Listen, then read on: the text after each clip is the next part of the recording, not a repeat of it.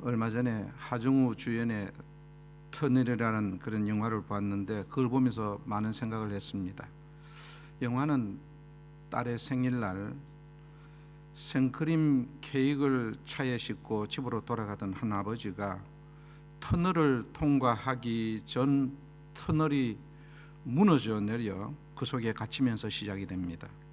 흙먼지와 콘크리트 덩어리 속에 갇혀 언제 구조될지도 모를 그런 악몽 같은 현실 속에서 끝까지 희망을 놓지 않는 긍정적 모습의 주인공과는 달리 터널 밖의 현실은 매우 부정적입니다.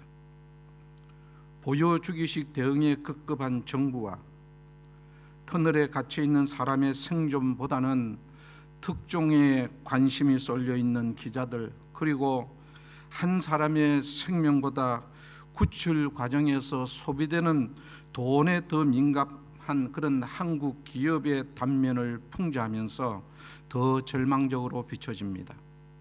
결론적으로 영화는 암울한 현실에도 끝내 포기하지 않는 한 구조대원과 위기 끝에서도 차 클락션을 울려대며 살아있다고 외치는 주인공의 의지가 맞물려 기적을 만들어내면서 영화는 해피엔딩으로 끝을 맺습니다.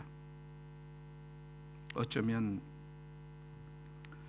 광야 같은 세상에 나그네 인생길을 걷고 있는 우리도 영화 속 주인공처럼 원치 않았음에도 불구하고 앞을 수시로 가로막는 절망이라는 현실을 만났고 또 만나고 있고 어쩌면 또 만나게 될지도 모릅니다. 그때 우리는 그 절망적 상황에 어떻게 반응할 것이며 어떻게 절망을 넘어서 해피엔딩을 이끌어낼지 오늘 본문 말씀을 통해서 우리들의 얘기를 좀 나눴으면 합니다. 오늘 본문 전부를 차지하고 있는 모세의 설교는 다소 과격하다 할 만큼 강한 어투인데 거기에는 분명한 의도가 있습니다.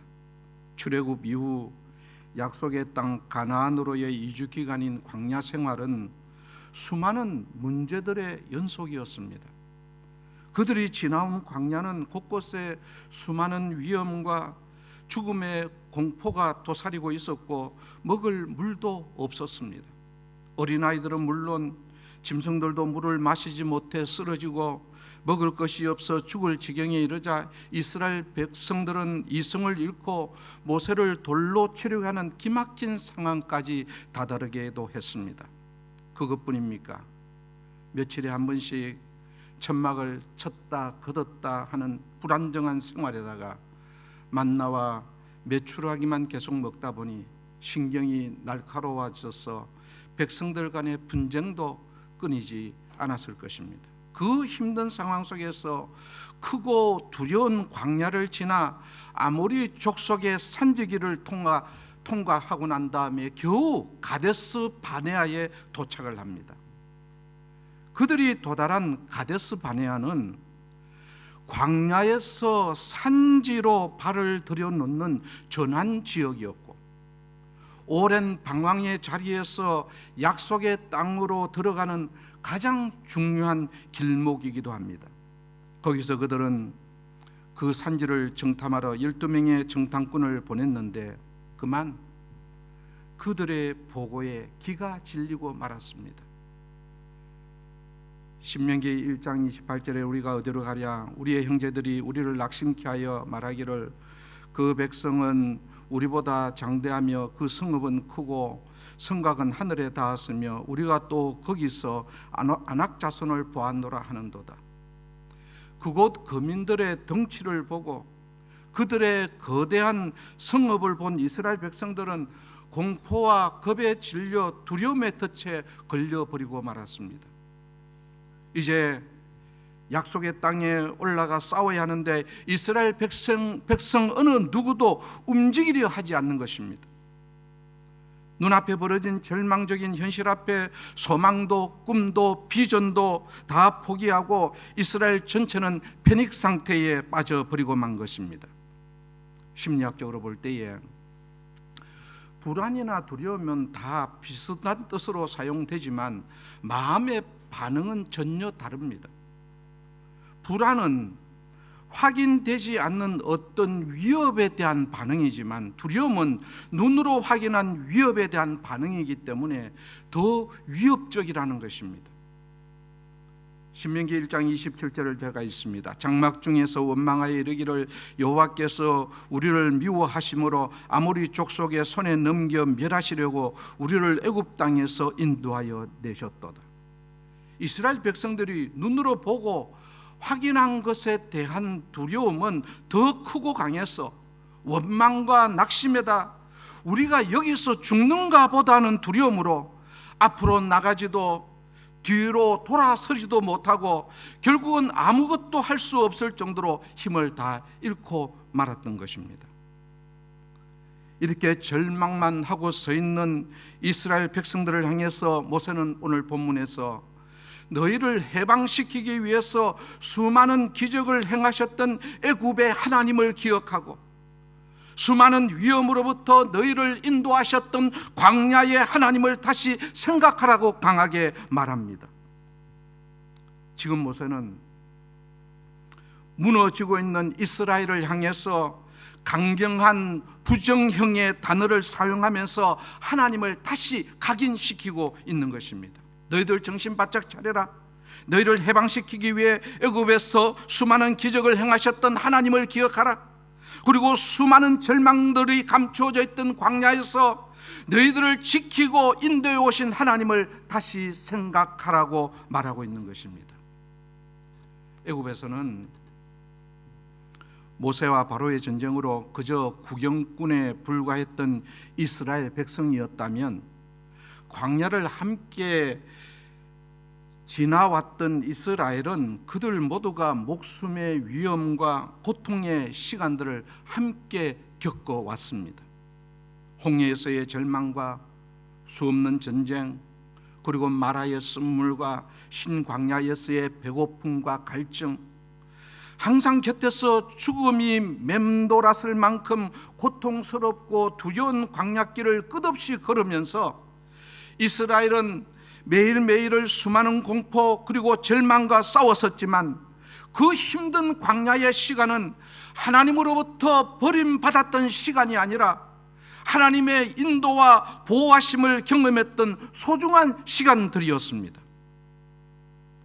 바로왕과 모세의 대립 상태에서 애굽의 하나님은 모세의 하나님이었다면 광야에서의 하나님은 죽음의 공포와 절망의 광야에서 결코 그들을 버리지 아니하셨고 보호하시고 인도해 오신 바로 이스라엘의 하나님이셨던 것을 기억하라고 모세는 계속해서 일깨우고 있는 것입니다. 31절 말씀입니다. 광야에서도 너희가 당하였거니와 사람이 자기 아들을 안는 것 같이 너희의 하나님 여호와께서 너희가 걸어온 길에서 너희를 안으사 이곳까지 이르게 하셨느니라. 애굽부터 시작하여 여기까지 우리 아버지 하나님께서 너희를 안아서 여기까지 인도해 왔다는 말씀입니다. 길도 없고 물도 없고 먹을 것이 귀한 데다 뱀과 정갈은 지천이고 밤낮의 온도 차이는 죽을 만큼 지독했던 광야 그 죽음의 길을 마치 사람이 자기 아들을 안는 것 같이 하나님은 이스라엘을 하나님의 품에 안고 광야를 인도해 오셨다는 겁니다. 어느 부모나 마찬가지겠지만 엄마 아빠는 안전한 길에선 아이의 손을 잡고 걷다가도 장애물이 나타나면 번쩍 하나 건네주기도 하고 힘겨운 오르막길을 오를 때는 안거나 등이 없고 그렇게 올라가기도 하는 것입니다. 아이의 손을 잡고 그렇게 함께 걸어가다가 아이가 조금만 힘들어서 팔을 벌리면 거절하지 않고 달랑 들어 그 아이를 올려 안고 가는 부모들처럼 우리 아버지 하나님 역시도 당신의 백성이 힘들 때마다 광야길 내내 그렇게 안고 업고 인도해 오셨다는 것입니다. 한마디로 완벽하고 완전한 하나님의 은혜 아래 백성임을 이스라엘은 잊어버렸고, 모세는 다시 그 은혜의 하나님을 리마인드 시키고 있는 것입니다. 지금 모세와 백성들은 상황을 바라보는 시각이 달라도 너무 다릅니다. 그렇다고 그 고통스러운 광야에서 모세만 편안하게 누리고 대접받는 생활을 했겠습니까? 오히려 모세는 지도자로 대접받고 누린 게 아니라 이스라엘 백성들과 똑같은 생활을 했습니다. 아니, 도리어 더 고생을 했다고 해야 옳을 것입니다. 80세라는 고령의 나이에 수시로 불평해되는 200만이 넘는 이스라엘 백성들을 거느리고 그들의 생사를 책임져야 하는 그의 위치는 매일매일이 피말리는 자리였을 것입니다. 그럼에도 그가 그렇게 긍정적인 고백을 할 수 있었던 이유는 백성들은 힘들고 어려운 현실과 환경만을 바라보면서 절망할 때에 모세는 어려운 현실 뒤에 계신 전능하시고 자비로우신 하나님 아버지만 바라보았기 때문인 것입니다. 이스라엘 백성들이 눈앞의 현실을 쳐다보고 절망할 때 모세는 하나님의 약속을 믿었습니다. 그 때문에 모세는 그 고통스러운 광야 여정을 안아주시는 아버지 은혜라고 표현할 수 있었던 것입니다. 신명기 1장 33절에 그는 너희 앞서 행하시며 장막 칠 곳을 찾으시고 밤에는 불로 낮에는 구름으로 너희 행할 길을 지시하신 자니라. 광야에는 길이 없습니다. 나침반은 물론 방향을 지시할 그 어떤 것도 없었던 시대에 하나님께서는 낮에는 구름으로 밤에는 불로 친히 그들의 여정을 진두지휘하셨고, 낮엔 구름 기둥으로 광야의 살인적인 더위를 피하게 하셨으며 밤엔 불기둥을 통해서 사막의 혹독한 추위에서 보호하셨습니다. 이러한 사실을 깊이 묵상한 모세는 하나님은 광야 여정 가운데 자기 백성을 품에 안으시고 보호하시고 먹여주시고 인도하시는 자상한 아버지심을 고백하고 있는 것입니다. 이 모세의 고백은 40년 광야 생활을 끝내고 그가 죽음을 앞둔 마지막 설교인 신명기 32장 6절 말씀에도 되풀이되고 있습니다. 어리석고 지혜 없는 백성아, 여호와께 이같이 보답하느냐? 그는 내 아버지시요 너를 지으신 이가 아니시냐? 그가 너를 만드시고 너를 세우셨도다. 결국 죽음을 앞두고 모세가 한 고백은 하나님은 우리들의 아버지시라는 고백입니다. 하나님을 아버지라고 부른 최초의 사람은 바로 모세인 것입니다. 미국의 기독교 작가인 필립 얀시는 신앙생활이란 마치 하나님의 모든 말씀이 사실인 것처럼 믿고 행동하는 것이다. 그래서 나는 하나님은 사랑 많은 아버지라고 생각하고 행동하며 산다고 고백했습니다. 하나님의 말씀을 사실 그대로 믿는 것이 믿음이요, 그 하나님이 바로 나의 아버지라고 생각하고 믿고 행동하는 것이 믿음의 사람들의 모습일 것입니다. 여기 함께 예배드리고 있는 우리 모두는 어떤 이유로든 곡을 떠나서 비행기로도 하루길이나 되는 이 땅 뉴질랜드까지 옮겨왔습니다. 같은 문화, 같은 언어를 쓰는 고국에 살아서도 녹록지 못한 인생일 텐데 그 인생 광야길을 달라도 너무 다른 사람들의 땅에서 곧 쓰러질 것 같은데도 쓰러지지 않고 여기까지 왔습니다.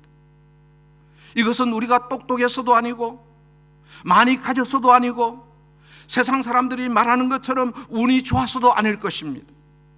이스라엘 백성을 인도하신 것처럼 때로는 없고 때로는 안으시면서 그 힘든 광야길을 우리와 함께 하신 우리 아버지 하나님의 전적 은혜인 것입니다. 자기 백성을 끝까지 버리지 않고 지키시겠다는 하나님의 약속을 이사야서는 이렇게 기록하고 있습니다. 이사야 43장 1절 2절입니다. 야곱아, 너를 창조하신 여호와께서 지금 말씀하시느니라. 이스라엘아, 너를 지으신 이가 말씀하시느니라.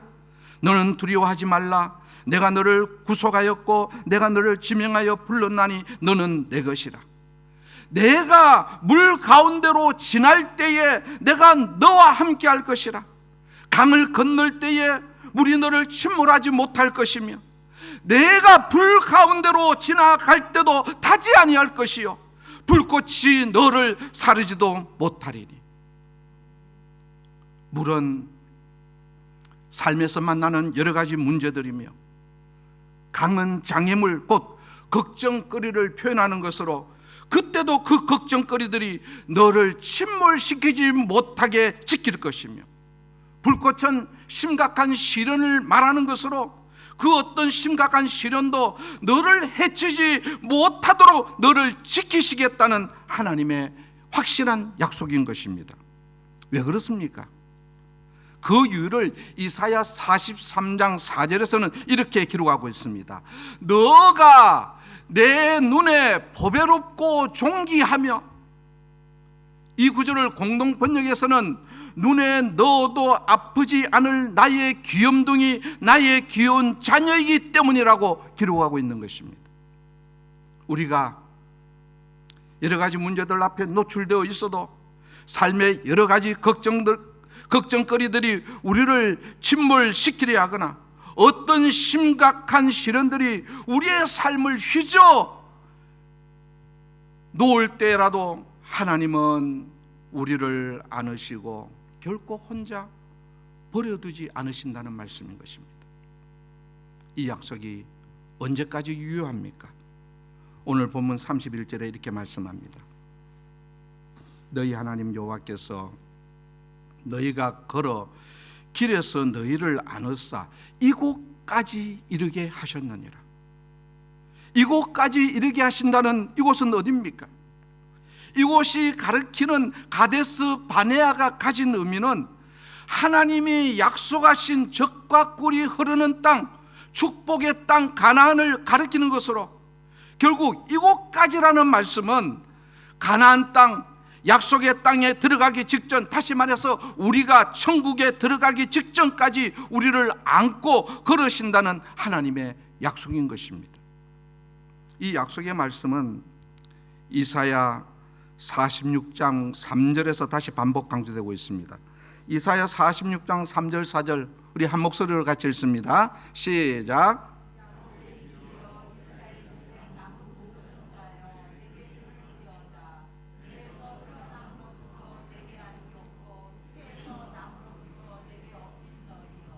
너희가 노년에 이르기까지 내가 그리하겠고 백발이 되기까지 내가 너희를 품을 것이라. 내가 지었은즉 내가 업을 것이요 내가 품고 구하여 내리라.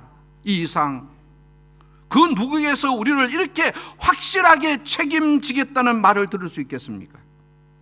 이렇게 되풀이해 약속하시고 내가 너를 안았고 내가 너를 업고 있고 너희가 백발이 되고 노년이 되기까지 업고 품고 안을 것이라고 말씀하시지만 이스라엘은 하나님을 믿지 못했습니다.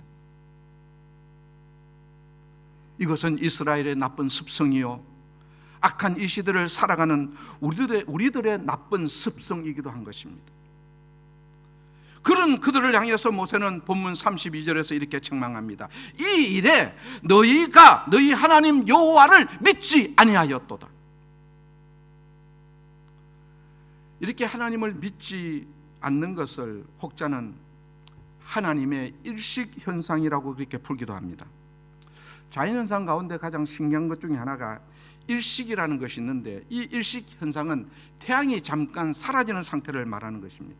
분명히 태양이 있는데 태양, 달, 지구가 이렇게 일직선상에 이렇게 놓이게 되면 마치 지구에서 태양이 보이지 않는 상태를 말하는 것입니다.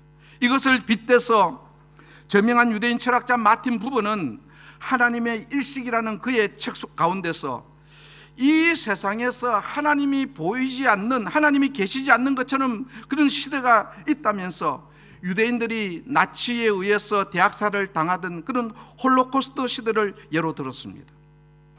이스라엘 민족이 대학살을 당하는 시대, 그 절망적인 시기에 아무리 주위를 돌아봐도 하나님은 어디에도 계시지 않는 것 같았지만 하나님은 다만 보이지 않을 뿐이지 존재하지 않는 것이 아니었다 해서 그때를 하나님의 일식현상이라 그렇게 이름 붙였습니다. 이스라엘과 마찬가지로 우리 역시도 지금 험난한 인생 광야길을 걸어가고 있습니다.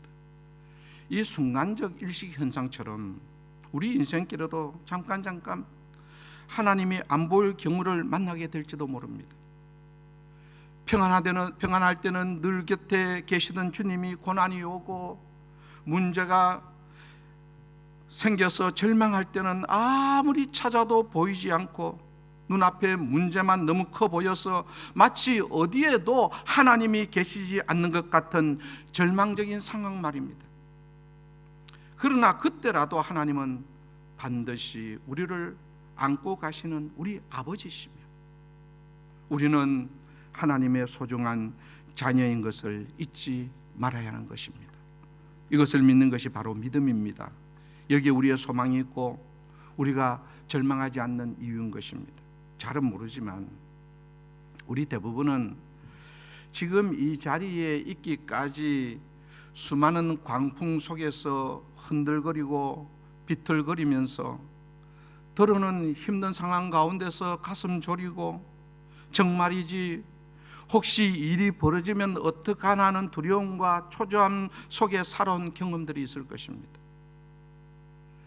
늘 만사 형통 속에 오늘 여기까지 달려온 것이 아니라 정말이지 힘든 상황을 이겨내며 오늘까지 버텨왔을 수도 있습니다. 그럼에도 우리 하나님 아버지 앞에 감사함으로 예배드릴 수 있는 이유는 우리의 입술에 이런 고백이 있기 때문입니다. 나는 나의 아버지 하나님을 믿습니다. 나는 아버지 하나님의 억센 강한 두 팔이 나를 꼭 붙잡고 계심을 믿습니다. 내가 때로 힘들고 지칠 때 나를 업고 때로는 안으셔서 모든 어려움을 능히 이기게 해 주실 줄 믿습니다. 성공한 사람과 성공하지 못한 사람의 차이는 조금만 더에 있다고 그럽니다. 조금만 더 일찍 출발하면 트래픽을 피할 수 있고 조금만 더 신경 쓰면 업무를 실수 없이 해낼 수 있고 조금만 더 참으면 사람의 마음을 얻을 수 있는데 그 조금만 더를 포기하는 바람에 아름다운 결실을 놓칠 수도 있는 것입니다. 신앙생활의 축복과 승리도 마찬가지라고 생각이 됩니다. 조금만 더 믿음으로 인내하고 조금만 더 믿음으로 기다리고 조금만 더 믿음으로 헌신하고 조금만 더 믿음으로 기도하면 우리의 오랜 기도가 응답받을 것이며 우리를 오랫동안 울게 만들던 문제들도 다 반드시 해결되고 회복될 줄 믿습니다. 주님의 보배롭고 존귀한 하나님의 자녀된 성도 여러분, 우리 하나님은 자녀를 복주시기 원하시는 분이십니다. 그러니 나의 도움이 어디서 올까? 때를 따라 채워야 할 필요한 돈은 어디서 올까?